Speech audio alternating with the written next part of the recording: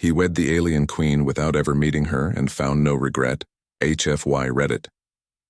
Captain Elias Kane sat alone in the transport ship as it drifted through silent space.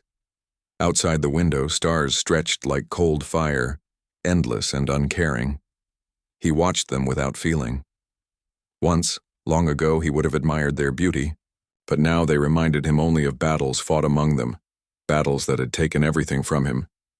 His chest carried wounds that still burned, but the deeper hurt was inside. He had returned from the war alive, yet he felt more like a shadow than a man. He had been a soldier since youth. He believed in honor, in duty, in saving lives. But the last mission had changed everything. His squad, men and women he had laughed with, trained with, and trusted with his life, had been sent into the dark heart of enemy territory.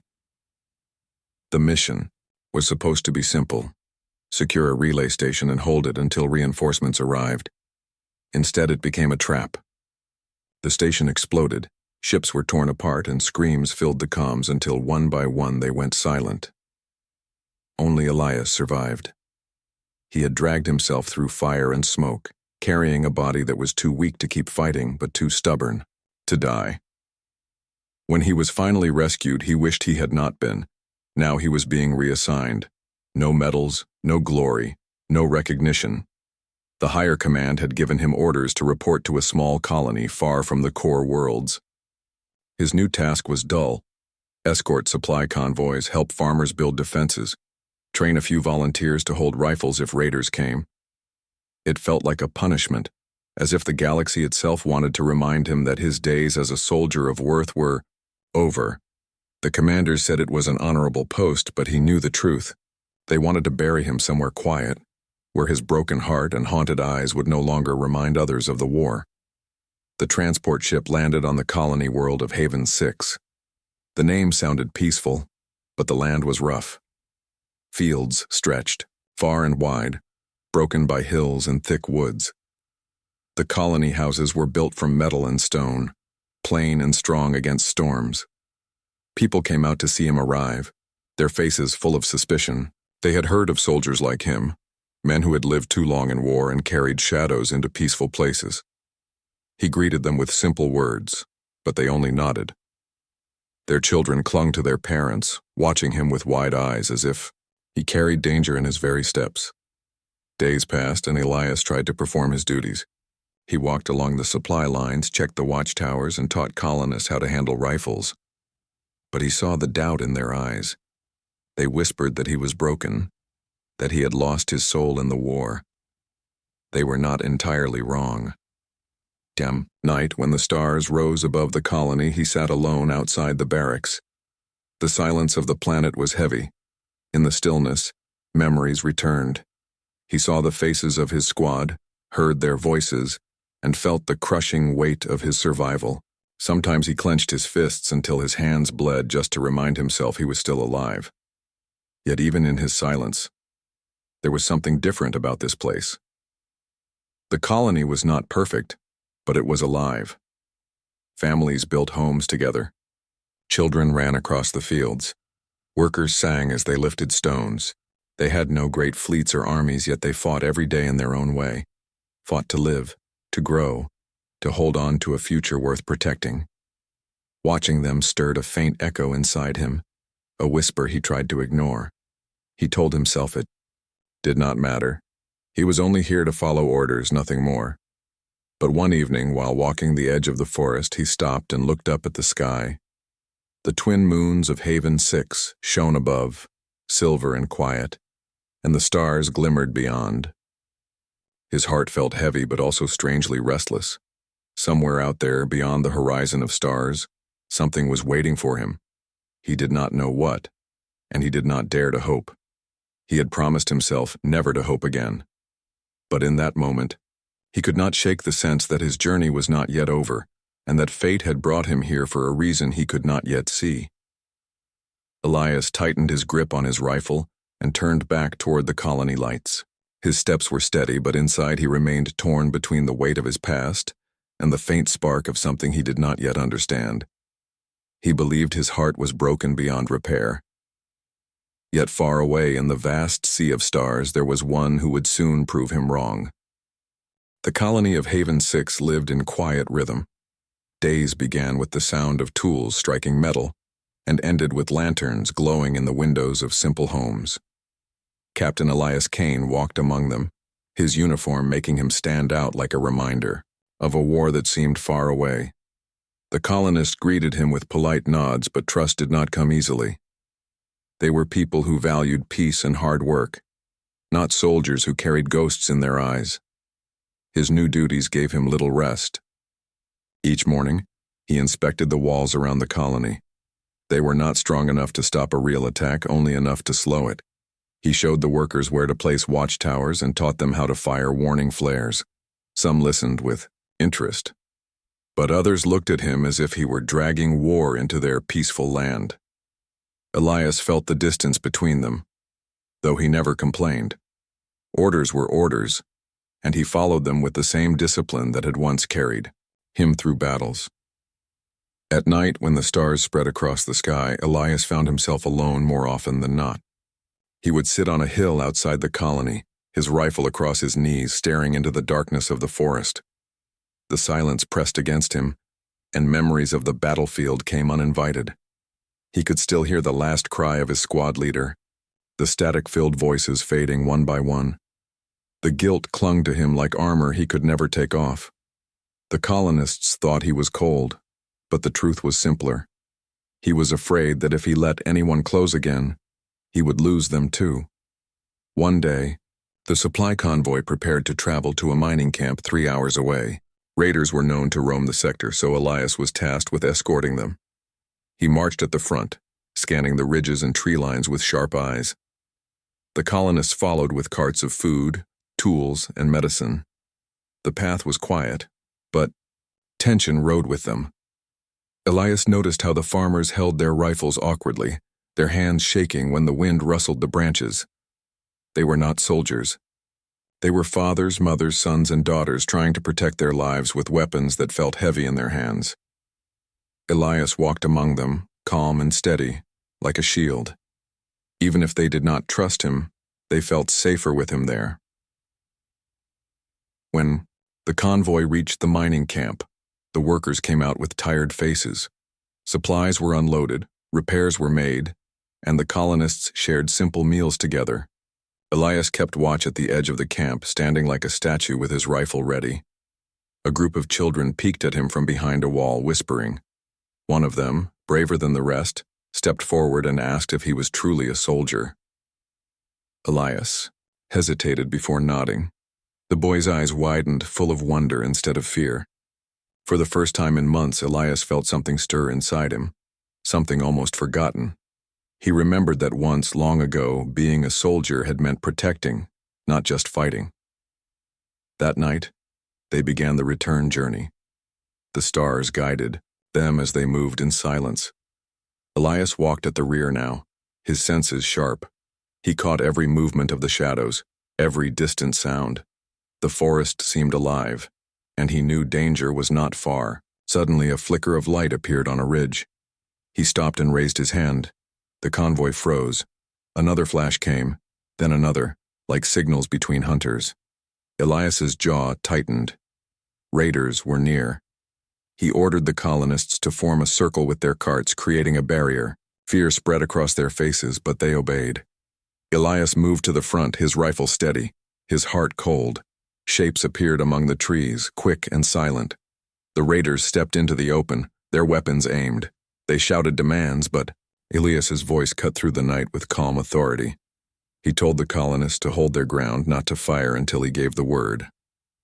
His presence was like iron, and though their hands trembled, they listened. The raiders advanced, thinking the colonists would break. But Elias stood tall, his eyes locked on theirs. He raised his rifle, and in that moment, something about his stance made the attackers pause. He was one man, but he carried himself like an army. His scars, his silence, his unbroken will, these were weapons too. After a long moment, the raiders muttered among themselves and slowly withdrew into the trees. The night grew still again. No shots had been fired, But the colonists had seen his strength, and for the first time they began to look at him differently. When they returned to Haven 6, whispers spread. The soldier had faced down raiders without fear. Some still distrusted him, but others began to see him as more than just a broken man. Elias, however, felt little pride. He had done what he was trained to do, protect. Yet deep inside, the smallest spark of something stirred. Perhaps his time here was not just punishment. Perhaps fate had placed him on this distant world for a reason he could not yet understand. That night, alone beneath the twin moons, Elias allowed himself a single thought he had long buried. Maybe, just maybe, he was not finished yet. Elias Kane rose before the sun and walked the colony walls, checking every weak point as he always did. The raid scare from the convoy still lingered in the minds of the colonists, but they no longer looked at him with only suspicion. Some greeted him quietly, others offered him water or bread, and a few even asked questions about how to defend themselves better. He gave them simple answers, teaching them small tricks soldiers used in the field. They listened now, not because they fully trusted him yet, but because they had seen his courage. Elias accepted it in silence. He was not looking for gratitude. For him, duty was simply breathing. On the third evening after the convoy's return, Elias patrolled the outskirts of the colony. The air was cool, the sky painted by twin moons and scattered stars. As he moved along the forest's edge, he heard a sound, soft, almost like a cry. He froze, hand on his rifle, and waited. The sound came again, faint but real. It was not the call of an animal. It was something human, or at least alive. Slowly he stepped into the trees, careful not to make noise. After several minutes, he found her. A figure lay collapsed near a fallen log, her body thin and covered in strange clothes unlike anything he had seen before. Her skin carried a faint silver shimmer in the moonlight, and her hair, long and pale, looked almost like strands of light. She was bleeding from her shoulder, the wound marked by burns that suggested energy weapons. Her breathing was shallow, and her eyes fluttered open as Elias approached. They were not human eyes. They shone with a faint glow, shifting colors, between blue and green like moving water. She tried to speak, but the words were broken, foreign. Elias lowered his rifle slowly. Instinct told him she was not a threat. She was wounded, weak, and frightened. He knelt beside her, checked the injury, and tore part of his sleeve to stop the bleeding. She flinched at his touch, but he kept his voice calm, speaking slowly. "You're safe," he said. Of course she did not understand, but something in his tone seemed to reach her. She stopped struggling and let him wrap the wound. Lifting her was not easy, but Elias carried her back toward the colony, ignoring the weight. She was light, far lighter than a human should be, as if her bones were hollow. Along the way, he thought about what she could be. She was not from any known species he had studied. Her features were too different, her clothing too strange, and her wound too cleanly burned. Whoever she was, someone had tried to kill her. When Elias entered the colony gates with her in his arms, the guards stared in shock. A crowd formed quickly. Whispers rose. Some wanted him to put her down immediately, calling her dangerous, perhaps even a spy. Others simply looked in wonder, never having seen such a being before. Elias ignored their voices and carried her into the infirmary. The colony doctor, though nervous, began to treat her under his firm command. "She's hurt. Help her," Elias ordered, his voice leaving no room for argument. The alien woman stirred during the treatment, her glowing eyes fixed on Elias as if trying to understand him. She spoke again, words soft and broken, almost musical, but still unfamiliar. The doctor shook his head. "We can't talk to her. We don't know what she wants." Elias, however, felt something stir in his chest. He remembered the convoy night when he had felt that faint spark of purpose. Now looking at her, he felt it stronger. This was not random. She had not fallen here by chance. The colony council gathered soon after, demanding answers. They questioned Elias harshly. Why had he brought her inside? What if she was leading raiders or worse? Elias stood before them, silent at first. Then he spoke with calm strength. She is wounded. She needs help. If danger follows, it was not of her making. I will take responsibility. His words carried weight, and though the council remained divided, they could not deny the man who had saved them days ago. Elias spent much of the night by her side. He studied her strange markings, her clothes that looked both simple and advanced, and the faint glow of her skin. She watched him in return, eyes never leaving his face as if searching for meaning. Slowly, using gestures and tone, he tried to communicate. He pointed at himself and said, "Elias." After repeating it several times, she mimicked the sound, her voice soft. Elias. Then she touched her chest lightly and whispered, "Lyra." It was the first clear word he understood. Lyra. That was her name. For the first time in many long months, Elias felt something new. It was not joy, not yet, but it was no longer emptiness either. A door had opened, one he thought had closed forever when his squad died. As the night deepened and Lyra finally fell into uneasy sleep, Elias sat in silence, rifle beside him, guarding her. He did not know who hunted her or why she was here, but one thing was certain. She was not just another stranger among the stars. She was the beginning of something he could not yet see, but already it pulled him forward, away from his past, and into an unknown future. The days that followed were uneasy for the colony. News spread quickly that Captain Elias Kane had brought an alien woman into their care, a stranger with glowing eyes and wounds made by weapons not seen in these parts. Some colonists were curious, others fearful, and a few demanded she be turned away before her presence brought trouble to their quiet world. Elias listened to all of them but refused to change his decision. Lyra was under his protection. No one would harm her as long as he still had strength in his body. Lyra's recovery was slow. She spoke little, her language broken, but each day she managed to say more words in human tongue.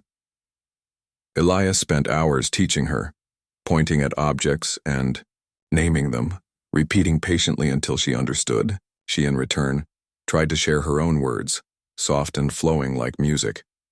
The colony children began to gather near the infirmary, listening to her strange sounds with wide eyes. Despite their parents' warnings, they were drawn to her gentle voice. For them, she was not a threat but a wonder. Elias noticed something else. Each time she looked at him, her gaze carried trust. She did not fear him, though she had every reason to. He had found her half dead in the forest, a soldier armed with a rifle, yet she seemed to know he would not harm her. That trust shook something inside him. He had lost so much faith in himself after the war, but Lyra looked at him as if he was more than the broken man he believed himself to be. One evening, as the twin moons rose high, Elias stood watch outside the infirmary. While Lyra rested, suddenly alarms rang across the colony. From the watchtower a shout came down, "Ships in the sky." Elias rushed to the walls. Above the tree line, dark shapes cut across the stars, small but fast. They were not merchant ships or patrols. Their movements were sharp, like predators, raiders. But as Elias watched longer, he realized something was different. These ships were not searching for supplies or gold. Their approach was direct, their weapons already glowing. They were here for something, or someone. The colony scrambled in panic. Families ran for shelter, guards shouted orders, and the council members argued about what to do. Elias took command without waiting for permission. His voice cut through the noise like steel. "Form the defenses. Get the civilians inside. Ready the towers." For a moment the colonists hesitated. Then they obeyed. His presence steadied them, his authority undeniable in the face of danger. The ships landed beyond the fields, their engines kicking up waves of dust. From the shadows stepped tall figures in armor, faces hidden behind helmets. They carried sleek rifles, not the crude weapons of common raiders. Their leader stepped forward and spoke through a device that translated his words into rough human speech. "Give us the girl. The one you call Lyra. Do this, and no harm will come to you." His voice was cold and certain, like a man used to, being obeyed. The council, frightened, whispered among themselves. Some wanted to hand her over at once. She was not human, not one of them, and the colony's survival mattered more than a stranger. But before they could speak, Elias stepped forward onto the wall. His rifle was ready, his stance unyielding. His voice carried across the field, strong and clear. "She is under my protection.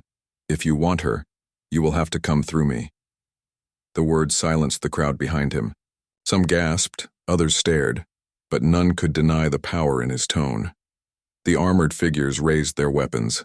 The standoff was seconds from turning into a massacre. Elias moved quickly, shouting orders to the defenders. Flares lit the night sky, casting red light across the fields. Colonists manned the towers, aiming rifles through their hands shook. The enemy opened fire first. Beams of energy tore across the walls, shaking the ground. Elias shouted for return fire, and the colony answered. Bullets and beams crossed in the dark, lighting the night like storm lightning. Elias moved along the wall, calm in the chaos, giving strength to those who faltered. He fired with deadly precision, each shot striking true. But there were too many enemies, their weapons too advanced.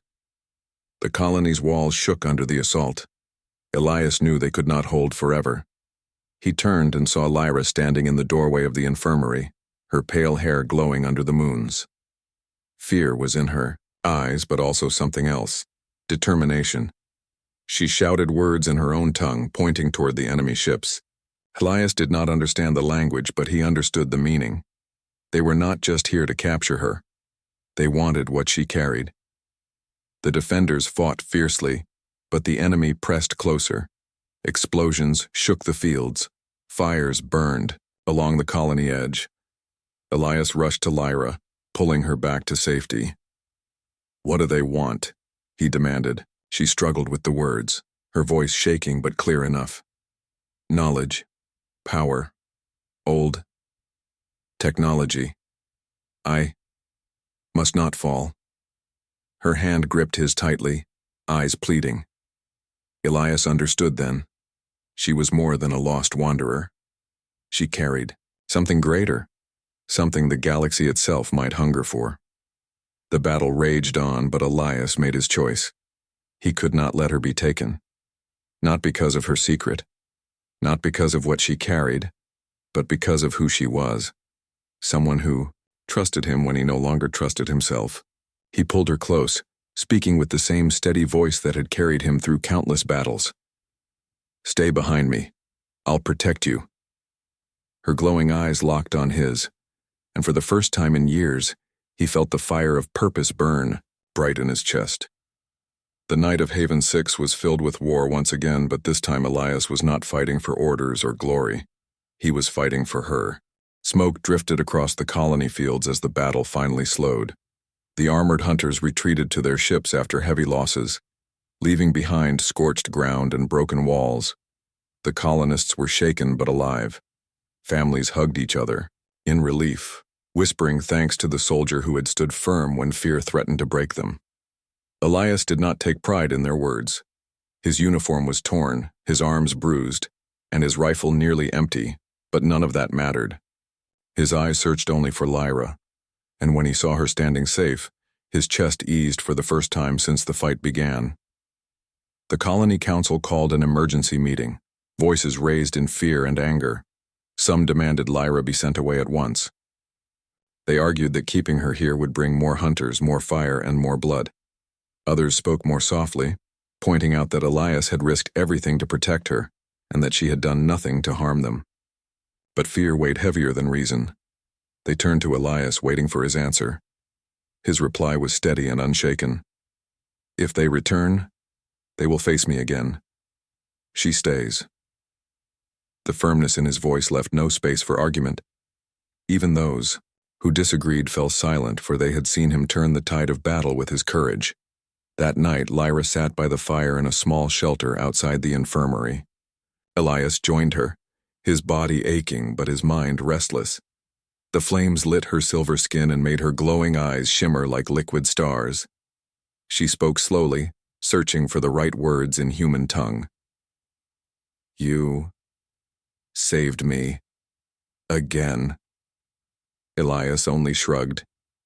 "It's what I do." She tilted her head, studying him with quiet intensity. "Not just soldier. Heart. Heavy. But strong." Her broken words touched something in him that had long been locked away. He looked at the fire instead of her, afraid she would see too, much in his face.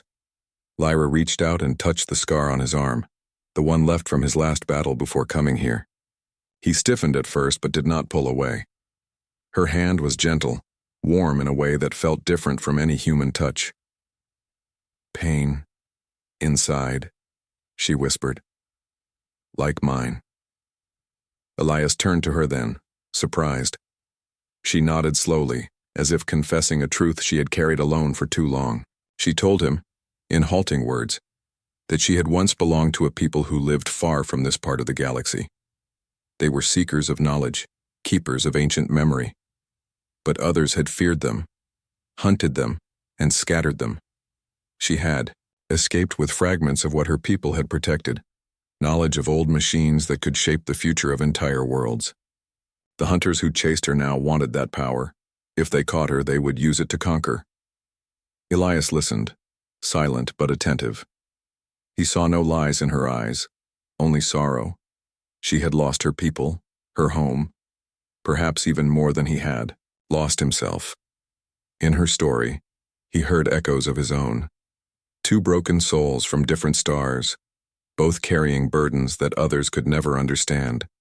The fire cracked softly between them, and for the first time in years, Elias allowed himself to speak of his own pain. He told her about his squad, how he had led them into a mission that ended in death.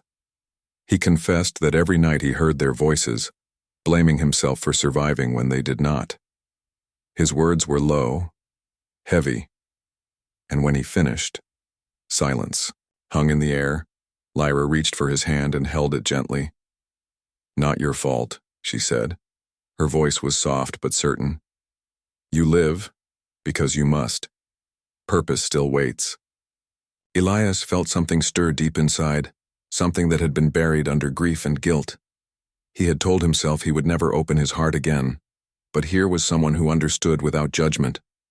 Her trust was not built on his past victories or failures, but on the man sitting beside her now. For the first time, he wondered if his survival had meaning beyond pain. Days turned into weeks, and Lyra's wound healed under the colony doctor's care. Elias spent more time with her, teaching her his language, listening to hers, and walking the fields together. The colonists, once wary, began to soften. Children laughed with her, fascinated by the way her voice turned simple words into music. Farmers thanked Elias not just for his protection, but for bringing something new, something hopeful, into their lives. Slowly, the fear that had once surrounded Lyra gave way to cautious respect. But danger had not passed. Scouts reported strange signals near the outer hills, signs that the hunters were regrouping. The council panicked, urging Elias to hand Lyra over before the next attack. Elias refused, his voice steady. "We will fight again if we must." His words carried weight, but he knew the truth in his heart. The colony could not withstand endless attacks from such a powerful enemy. To stay here was to put innocent lives at risk. He looked at Lyra and saw the understanding already in her eyes. She knew they could not hide forever. That night, under the twin moons, Elias and Lyra spoke quietly away from the others. She told him of a place hidden deep in space where fragments of her people's knowledge remained. If they could reach it, perhaps they could find the key to ending the hunt. Elias listened, his decision already forming. His life had been empty, for so long, filled only with duty and guilt. But now he had found someone who gave him a reason to fight again, not for orders or for war, but for something far greater. He placed his hand over hers and said with quiet strength, "Then we go, together." The firelight flickered, the night was silent, And in that silence, Elias felt something he thought he would never feel again. His broken heart, long buried in darkness, had begun to heal. And though danger still waited among the stars, he was ready to face it, not alone, but with her. The decision was made. Elias and Lyra could not remain in Haven 6. The colony walls, though repaired, would never hold against the hunters forever. Each day, scouts reported strange movements in the sky, flashes of light in the distance, and signs of gathering forces. The colonists looked to Elias with fear in their eyes, but he knew their fear was justified. To protect them, he and Lyra had to leave. Preparations began in silence. Elias inspected an old freighter kept at the colony's landing pad, a ship used mostly for carrying supplies between mining camps. It was battered, slow, and far from a warship, but it could fly. With a few repairs and extra fuel cells, it would be enough to carry them off-world. Lyra watched as he worked, her glowing eyes reflecting the sparks of his tools. She said little, but her presence was steady, like a flame that would not go out. The night before they were to leave, the colony gathered. Families brought food and water, some offering small gifts of thanks. A few still looked at Lyra with suspicion, but most now saw her as someone worth protecting, someone tied to the soldier who had risked everything for them. One farmer, a man who had once argued for handing her over, placed a bag of fruit in Elias's hands and whispered, "Bring her to safety, and bring yourself back, soldier." Elias nodded, his face unreadable, but inside he felt a warmth he had not known in years. When dawn came, the sky was already heavy with danger. Shadows of enemy ships flickered on the horizon. The hunters had returned. Elias and Lyra rushed to the freighter, the colonists forming a protective ring around them as they boarded. Energy blasts rained down, shaking the ground, but Elias forced the engines to life. The freighter roared, lifted, and climbed into the sky just as enemy fire scorched the landing pad below. The colony faded behind them, small and fragile against the vastness of space. But freedom did not last long. No sooner had they broken through the atmosphere than the hunters' ships closed in. Sleek and fast, they surrounded the freighter like wolves circling prey. Elias gripped the controls, jaw tight. The freighter had no real weapons, only a few defensive flares, and it was far slower than their pursuers. Lyra sat beside him, her voice calm despite the storm outside. "We must reach the old station," she said, pointing to the star charts she had drawn for him earlier. "Hidden, near dying star. There, we can fight." Elias adjusted the course, pushing the freighter harder than it was ever built to fly. The hunters gave chase, beams of energy streaking past the hull. The ship shuddered with every near hit. Alarm screamed, metal groaned, and still Elias kept his hands steady on the controls. His face was cold and calm, but inside he burned with determination. He had promised her safety, and he would not break that promise. Hours turned into a desperate flight across systems. The freighter weaved through asteroid fields, skimmed the edges of gas clouds, and barely escaped traps set by the hunters. Lyra guided him with her strange knowledge, leading them down paths no human pilot would dare attempt.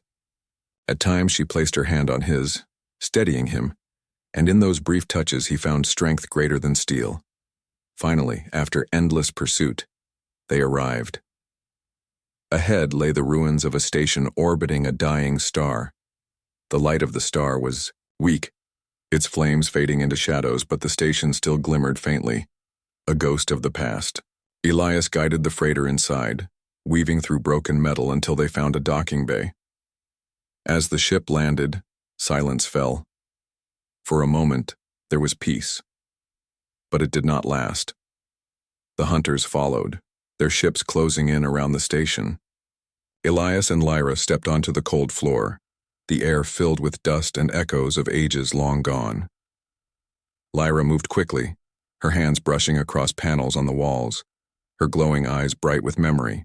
This place, my people built. Here lies weapon, but not of death.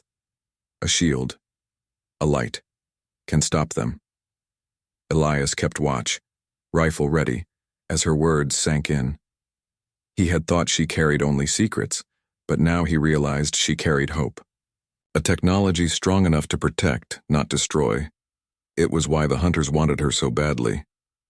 They sought to twist her people's legacy into a tool for conquest. Elias swore then he would never let that happen. The enemy arrived, armored soldiers storming through the broken halls of the station. Their leader's voice echoed, demanding Lyra's surrender.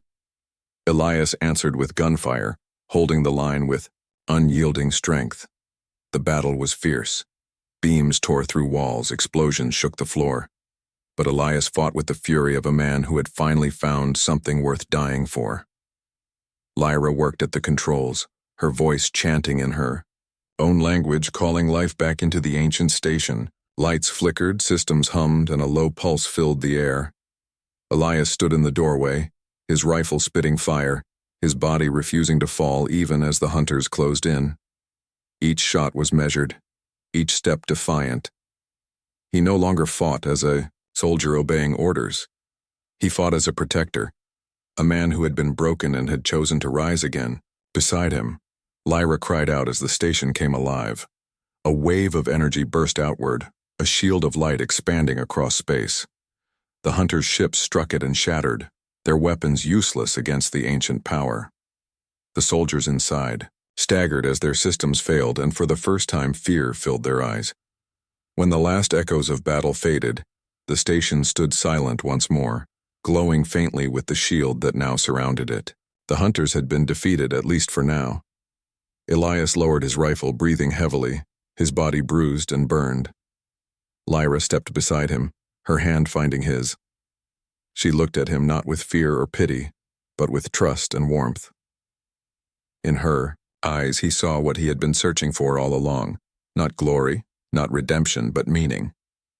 The war was not over, but Elias knew one truth. He was no longer fighting alone.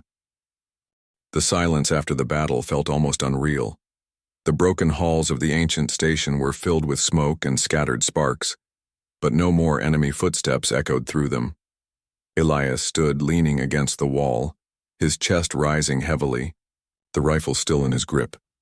His body ached, every muscle screaming from the fight, but he stayed alert. Beside him, Lyra's faint glow lit the dark corridors. Her eyes searched his face, soft with concern. "You fought like last star burning," she whispered. Her voice trembled, not from fear, but from emotion she struggled to name. Elias gave a tired smile, shaking his head. "No, I just fought because you needed me." Around them, the ancient station pulsed with life. The shield Lyra had awakened spread across space, forming a barrier that no hunter ship could pierce. For the first time in many years, Elias felt that humanity had something greater than guns and steel. They had hope, born from the legacy of Lyra's people and from the courage to defend it. But peace was fragile. The hunters would not give up so easily. Already Elias knew they would return with larger fleets, stronger weapons, and greater fury. The question was not if, but when. He glanced at Lyra, who now stood at the main console, her slender fingers tracing alien symbols across glowing panels. She seemed to belong there, like a queen in exile reclaiming her throne. "This station is more than a shield," she said after a moment. "It is memory of my kind, a library of voices, of knowledge. With time, I can learn to speak with it fully. Then, we will not only hide, we will fight back with light, not darkness." Her words struck something deep in Elias. He had lived so long believing war was only blood and fire, that victory came only by killing faster than the enemy. But Lyra spoke of a different kind of strength, one that healed, protected, and endured.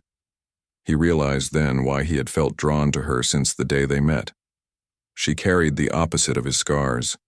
She carried hope where he carried pain. As days passed, Elias and Lyra remained in the station, repairing its systems and learning its secrets. The colonists from Haven 6 sent messages, their voices filled with relief to know the hunters had been pushed back. They offered supplies and even volunteers to help, though Elias warned them to stay cautious. The shield was strong, but it was not unbreakable. Still, the idea that ordinary farmers and miners wanted to stand beside him reminded Elias of something he had nearly forgotten.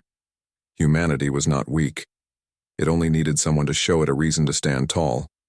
At night, when the station's lights dimmed and the stars outside burned quietly, Elias often sat with Lyra in the observation dome. Together they watched the dying star flicker, its light struggling against the endless dark. Elias sometimes thought the star was like himself, broken, fading yet still burning because it refused to surrender. Lyra once touched his shoulder and said, "You are more than soldier. You are heart.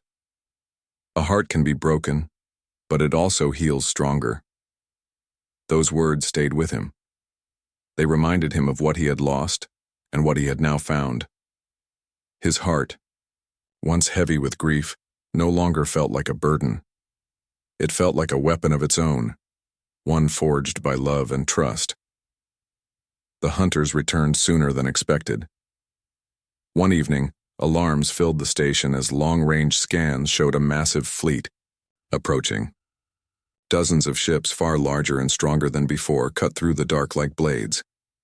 Elias read the data, his jaw tightening. "They're bringing everything," he muttered. Lyra stood beside him, her glow brighter than ever. She looked at him with calm certainty. "Then we bring everything too, not only you and me, all of them." She gestured to the communication panel. Elias hesitated, then activated it. His voice reached the colonies scattered across nearby systems. "This is Elias. The hunters are coming again, and this time they won't stop. But we don't have to run. We have a shield, and we have a chance. I won't order anyone to fight, but if you're ready to defend your homes, your families, then stand with us." For a moment only silence answered. Then voices began to flood in, miners, farmers, traders, even smugglers.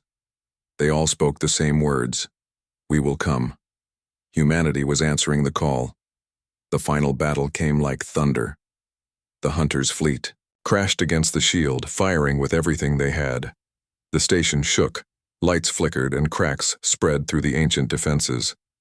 Elias led fighters in smaller ships, darting out through shield gates to harass the enemy, buying time. Lyra stayed at the heart of the station, weaving her strength with the old systems, keeping the shield alive when it should have collapsed. Together, they turned despair into defiance. For every human ship that fell, another arrived, answering the call. The hunters had expected to crush one soldier and one alien exile. Instead, they found a people united, stronger than fear. Hours of battle passed, and finally the tide broke. The hunters' fleet, unable to pierce the shield and suffering heavy losses, retreated into the dark. Humanity had stood its ground.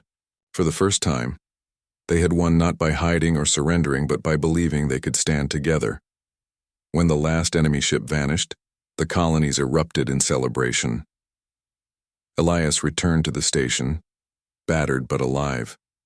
He found Lyra, waiting, her eyes glowing with relief.